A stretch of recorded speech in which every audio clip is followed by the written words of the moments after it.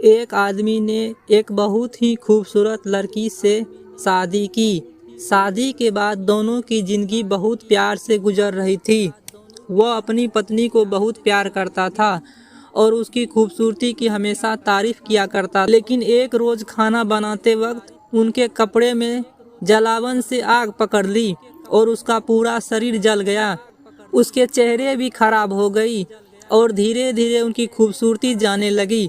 खुद को इस तरह देख उनके मन में डर समाने लगा कि यदि वह बदसूरत हो गई तो उसका पति उनसे नफरत करने लगेगा और उसकी नफरत बर्दाश्त नहीं कर पाएगा।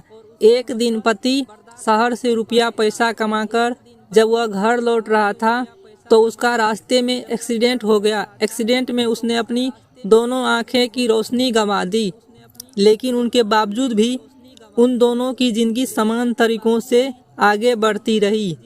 समय गुजरता रहा और लड़की की खूबसूरती पूरी तरह खत्म हो गई।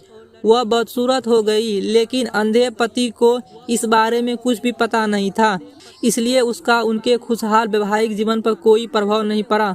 वह उसे उसी तरह प्यार करता रहा। उस लड़की का घाव बढ़ता गया और एक दिन उनकी मौत हो गई। पति अब अकेला हो गया था। वह बहुत दुखी था। वह उस शहर को छोड़कर जाना चाहता था। उसने अंतिम संस्कार की सारी क्रियाविधि पूर्ण की और शहर छोड़कर जाने लगा। तभी एक आदमी ने पीछे से उसे पुकारा और पास आकर कहा, अब तुम बिना सहारे के अकेले कैसे चल पाओगे? इतने साल तो तुम्हारी पत्नी तुम्हारी मदद किया करती थी।